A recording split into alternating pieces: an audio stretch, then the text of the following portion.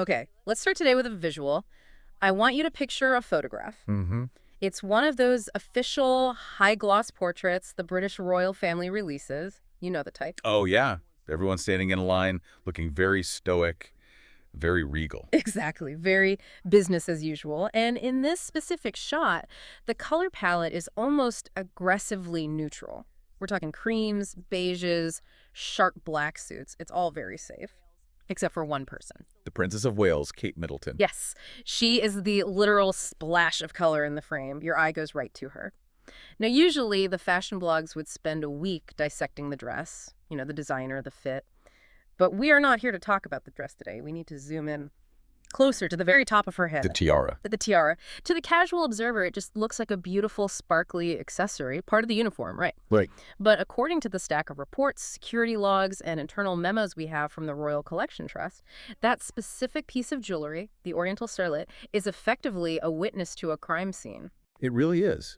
I mean, what looks like a diamond headpiece is actually the focal point of a massive behind-the-scenes power struggle that took place late last year. We're not just talking about a fashion dispute here. No, not at all. We are talking about a hallway confrontation, a breach of palace security protocols, a raid on the royal vault, and a fundamental clash over the nature of power itself. It honestly sounds like a soap opera script, but these are detailed accounts regarding the events leading up to King Charles's birthday and a Booker Prize reception. And our mission today is to unpack this tiara protocol. How does a dispute over diamonds explain the current hierarchy of the British monarchy? And to do that, you have to understand that in this world, a tiara is never just a hat. It's a symbol of authority. It's a semaphore system. And when someone tries to take that symbol without asking, well, things get complicated very quickly. So let's set the scene. We are looking at late October, specifically starting around October 28th. The palace is in crunch mode. Why is this specific window so stressful? It's a high-pressure convergence of events. You have two massive engagements back-to-back. Okay. First, on November 12th, there's the Booker Prize reception. This is a huge literary event, global press, very highbrow, and it's being hosted by Queen Consort Camilla. And then right after that? Then, just 2 days later, November 14th, is King Charles III's official birthday celebration in South Wales. Parades, ceremonies, the works. So the schedule is packed. And from what we're reading in the source material, Camilla is taking a very specific approach to the planning. That's putting it mildly. The reports describe her management style during this period as incredibly hands-on. Actually, refusing to delegate is the phrase that keeps coming up in the staff logs. So she's managing everything from the seating charts to the lighting design. Everything. I'm seeing notes here about the budget, too. Rare orchids. Oh yes, expensive imported floral arrangements, rare orchids that are notoriously difficult to transport without bruising, and custom fabrics ordered all the way from Italy to drape the venue. Okay, let's unpack this. Why is the Queen Consort concerning herself with orchids and fabric swatches? Shouldn't she have a team for that? This is where we get into the psychology of the situation. It's important to analyze why she's doing this. This isn't just about throwing a good party. The sources suggest this was a deliberate exercise in what we might call hard power. Hard power. Exactly. In the monarchy, there are two types of authority. There's the authority of influence, which Kate has. People like her. They look at her. She generates positive press naturally. That's soft power. Then there's authority of rank, or hard power. Camilla has the title, but she doesn't naturally command the same public adoration. Ah, I see. So by micromanaging the logistics, the budget, the flowers, the literal environment, she is physically manifesting her control. She's saying, I run this show down to the granular details. She's establishing her brand through logistics. I am in charge. But then, despite all this planning, we hit the snag, the wardrobe crisis. It's always the wardrobe. So Camilla had two outfits prepared. A deep blue gown for the Booker Prize, and an elegant ivory dress for the king's birthday. Stunning, sure. Absolutely. But she had a problem. The hardware didn't match. By a hardware, you mean the tiaras. But hold on, she's the Queen Consort. Doesn't she have access to, everything? The late Queen's entire vault? In theory, yes. But in practice, jewelry in the royal collection is often categorized or earmarked for certain uses or people, and practically speaking, nothing was working. How so? Some pieces clashed with the blue or the ivory. Others were deemed too heavy for a long night of socializing. These things can weigh a few pounds, remember. Some were outdated, and a few key pieces were actually out for maintenance. So she's got the dress, she's got the orchids, but she doesn't have the crown jewels to top it off. And time is running out. This is early November now. Mm. So Camilla looks around for a solution, and her eyes land on the collection currently assigned to the Princess of Wales, Kate. Specifically, the Oriental Surlet. Now, for those listening who aren't jewelry historians, why this piece? What's so special about it? Well, the Oriental Surlet is a masterpiece. It was made in 1912 for Queen Mary. It's a diamond-heavy, intricate piece designed with lotus flowers. It's visually striking, but also carries a lot of weight regarding continuity. Kate often wears it to symbolize her role as the future queen. It implies strength. And it would have looked good with the dresses. Perfectly. Aesthetically, it would have been perfect. So logically, in a normal family, you'd think, hey, can I borrow that? But this isn't a normal family. You don't just text your daughter-in-law. No. And this leads us to the evening of November 4th. This is the first flashpoint. The sources describe a scene in a quiet hallway of the palace. Camilla essentially corners Kate. It's described as a corridor showdown. So Camilla finds Kate alone and brings up the Oriental Surlet. But she doesn't really ask, does she? The tone is described in the witness accounts as calm but firm. Camilla says something like, I hear you have the Oriental Surlet. It would be perfect for the upcoming events. She's framing it as a statement of fact, not a request. And Kate? Does she just hand it over? Kate politely declines. Yeah. But pay attention to how she declines. She doesn't say, no, it's mine. She explains that she has already planned her own wardrobe around that specific tiara for her upcoming engagements. So it's a logistical defense. My outfit is built around this piece. Exactly. This is where it gets really interesting for me, because if this were just about logistics, Camilla could have said, okay, I'll find something else. But the dialogue here shifts into a weird power play. It shifts immediately. Camilla's response, according to the logs, is to strip away the pretense of politeness. She allegedly says, I am the queen.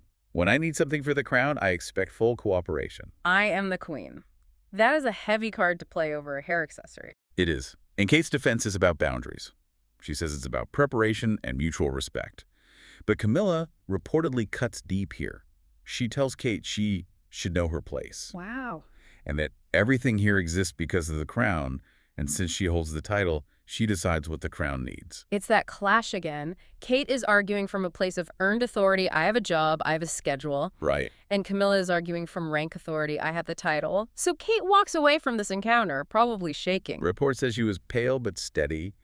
She leaves the issue unresolved. She said, I will make arrangements. Just, very vague, but she walks away. She probably thought, okay, I've drawn a line. That was unpleasant, but it's over. But it wasn't over. Because the next morning, November 5th, things go from tense conversation to what the security logs basically describe as a raid. It really was a raid. Just before midday, a group arrives at the Royal Jewelry Vault. Okay, walk us through the mechanics here. The Royal Vault isn't just a jewelry box. It's a secure facility. Who shows up? It's a formidable group. You have Camilla's personal security officer, her senior designer, and 2 palace officials. And they don't have an appointment. No. Notably, the logs show they do not have a prior login or an appointment. Hold on, though. She's the queen consort. Does she really need a login? Can't she just walk in? In theory, the monarch and consort have ultimate access. But protocol demands a paper trail. You don't just show up. The vault is guarded. And the guarding officer actually stops them. He points out that the items they are asking for are strictly logged under the Princess of Wales. So the guard does his job. He asks, is Catherine aware of this? And this is the moment that reveals the entire dynamic. The designer, acting on Camilla's behalf, doesn't flinch. They say, we are here on the Queen Consort's direct instruction. And when the guard presses about Catherine's approval, the response is chilling. Catherine is not the queen. Oof. Catherine is not the queen. That is a direct invalidation of her status. It's a distinct flexing of rank. The guard is put in an impossible position. The queen consort outranks the princess. Protocol says he needs Kate's permission, but power says he has to obey the queen. So power wins. He unlocks the vault. He unlocks the vault, and here's the kicker. They don't just take the Oriental Surlet, the one Camilla asked for. They take 3 items. Wait, you said 3 items. Camilla only needed 1 for her dress. Why take 3? That's the smoking gun that this wasn't about the dress. First, they took the Oriental Surlet. Second, they took the Cambridge Lover's Knot tiara. And third, the Lotus Flower tiara. Okay, we need to pause on the Cambridge Lover's Knot, because that is not just any tiara. No, that is the heavy artillery of royal jewelry. It was remodeled in 1913. It was Princess Diana's signature piece. It is heavily associated with the title Princess of Wales. So Kate wears it to honor Diana. Yes. By taking that, Camilla isn't just taking diamonds, she's taking the visual link between Kate and Diana. It feels aggressive, like I am taking your history. Precisely. And the lotus flower is Kate's workhorse tiara, the letter piece she uses for slightly less formal events. So by taking those three, they effectively stripped her of her entire primary rotation. How does Kate find out? Does she just open her safe and find it empty? No, the bureaucracy still functions. She is informed at 4:30 p.m. that afternoon. Mr. John Harrington, the head of the Royal Jewelry Vault, comes to her private sitting room. That must have been an awkward conversation for him. Oh, he was apparently very tense. He tells her, "I'm sorry to disturb you. Someone visited without permission." And Kate's reaction. Controlled anger. The sources say her hands clenched in her lap. She asks, she took them. And when Harrington confirms it was done on Camilla's authority, Kate just says, "Thank you for informing me. You did the right thing." She keeps it professional with the staff. That's her trademark. But she doesn't keep it quiet with Camilla. No. About an hour later, the scheduling logs show an unscheduled movement. Kate marches down to Camilla's private office. And this isn't a hallway chat anymore. Right. Camilla's is in there with her staff dressers, designers. Kate walks in and asks to speak. And Camilla doesn't clear the room. No. She says, "Say it here. I have nothing to hide." She wants the audience. She wants her staff to see her exert this authority. Wow, so what happens? Kate asks why 3 tiaras were taken when she had only refused 1, and why it was done without permission. Camilla's response is ice cold. "I took what was needed." Because I can't. Pretty much. Kate argues that there is protocol, there is respect. She says, "These tiaras represent my role." And Camilla laughs. She allegedly laughs and says, "Respect. You forget who wears the crown now. I don't ask, I decide." I don't ask, I decide. That is the tagline of this whole deep dive. It's authoritarian. It is. And Kate replies, "This isn't about power, it's about boundaries." But Camilla shuts it down. "You're wrong. It's always about power." That is dark. Kate leaves, obviously shaken, but she thinks she knows the score. Camilla wanted the jewelry for herself to look the part of the queen. That's what she thought. But that evening, the story takes a twist that makes this so much worse than just a wardrobe dispute. The betrayal. Yes. Kate's aide, Lady Eleanor Whitmore, brings her some intel later that night. The wardrobe team had been overheard gossiping during the fittings. What did they hear? The lotus flower tiara, that lighter, delicate piece, it wasn't pulled for Camilla. Wait, I want to clarify the rules here before you tell us. If the queen consort takes a tiara, she can lend it to whoever she wants, right? It's her collection. Actually, no. That is a massive misconception. Yeah. These pieces are not personal property. They are trust property. They are assets of the state. Strict protocol dictates they are only for working members of the royal family. You can't just lend them to your friends or distant relatives. Okay, so with that in mind, who was the lotus flower for? It was pulled for Lola Parker Bowles, Camilla's granddaughter. Her granddaughter, who's not royal. Correct. Lola Parker Bowles is Camilla's grandchild from her first marriage. She is not a blood royal. She's not a working member of the royal family. She has no official status. Okay, let's unpack the implications of this. Because to the listener, it might just sound like a grandmother being nice to her granddaughter, but in the context of the monarchy. It's a nuclear breach of protocol. It devalues the currency. If a non-royal teenager can wear the lotus flower for a private event, then the tiara loses its meaning as a symbol of state duty. And for Kate, who has spent over a decade earning the right to wear these pieces. It was a slap in the face. Yeah. Taking the Oriental thrill for herself, okay, that's a rank dispute. But handing the lotus flower to a non-royal grandchild, that is a message. It says, "I can take the symbols of your hard work and dignity and treat them like dress-up clothes for my family." It's an erasure of Kate's status. You are no more special than my granddaughter. Precisely. And the sources describe Kate that night as feeling incredibly isolated. Prince William was away, stuck on a trip due to a scheduling mix-up. So she's alone. She's alone in the palace, putting George and Charlotte to bed, trying to maintain normalcy while knowing her dignity has been completely stripped away downstairs. She felt like she was being erased. That's the word used in the notes. Yes. She felt the move was intended to diminish her role, to make her small. But the cavalry was coming. Prince William returns on November 7th. He does. He was supposed to be back sooner, but he arrives on the 7th. And the reunion scene is quite telling. He finds Kate, and she's trying to hold it together, but he knows immediately something is wrong. He asks her, what happened? And she breaks down. She tells him everything, the hallway, the vault, the 3 tiaras, and the granddaughter. She tells him, they are trying to erase me. And William. We know he can be protective, but he's also a future king. He has to think strategically. He was furious, absolutely. Hmm. But interestingly, he identifies the core issue instantly. He doesn't just get mad about the feelings, he gets mad about the precedent. He says, it's not just about the jewels. He sees the bigger picture.